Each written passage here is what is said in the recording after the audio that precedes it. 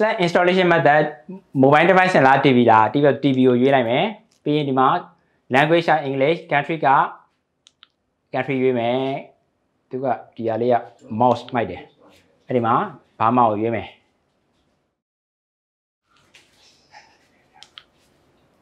ဒါ New Zealand ဖြစ်သွားတယ်ပြန်နေမြန်မာပြီးရင် next internet မချိန်သေးဘူး skip ဒါလည်း skip ပဲ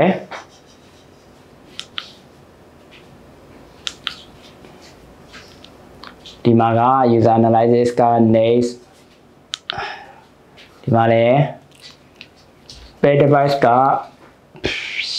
TV only ဘာ set up box မှမ join ဘူးပြီးရင် next okay stand လား on မောင်လားဆိုတော့အခုက stand ထားရမယ်AI function all picture AI picture AI sound တွေကို on မယ်ပြီး next okay program tuning လုပ်ပြီဒါက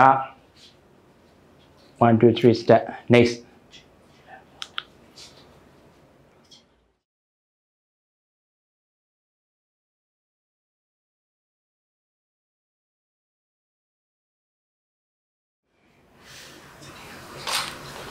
free to air တွေကို section လုပ်နေတာ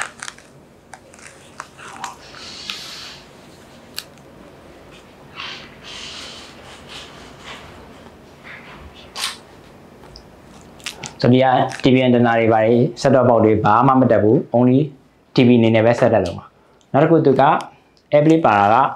amplifier တော်တော်လေးကောင်းတယ်ဘာဖြစ်လို့လဲဆိုတော့ဂျားထဲမှာ Apple TV box လိုမျိုးနောက် Android box တော့မသုံးထားပါတော့ Apple TV box တွေပါတယ်သုံးကြမလို့ direct airplay လုပ်ရုံပဲအဲ့ဒါလည်းအရင်မိုက်တယ်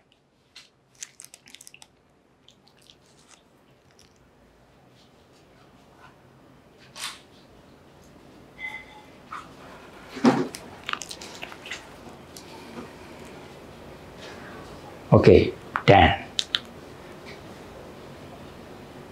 Now, first use is complete. Done.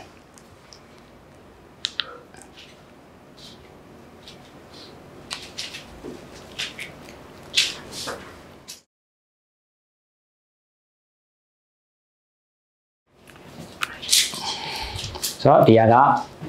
tu ye original para le pejika. Stove hai lo tham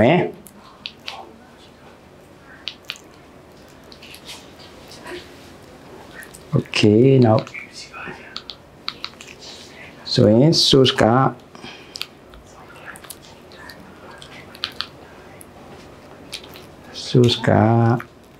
USB flash drive ဒီမှာ USB stick တက်ထားတယ်အဲ့ဒါလေးကိုရွေးလိုက်မယ်ပြီးရင် media file ကိုရွေးမယ်အတိမှာAvenger Endgame ကသူက 4K အဲ့ 4K Avenger Endgame လေးကိုကြည့်ကြည့်မယ်ဘ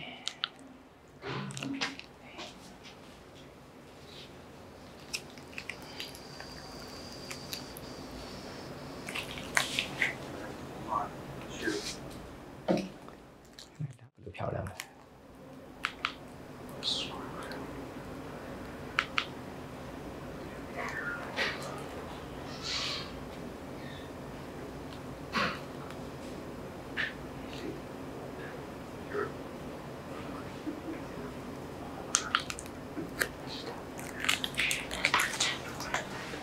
အတန်းချက်ကြည့်မယ် Nice road, you know? No. Hey, you guys want mayo or mustard? No. လုံးဝ cinematic experience Two mustard, please. Thanks, Mama. Got it. See? Mayo or mustard? How about ketchup?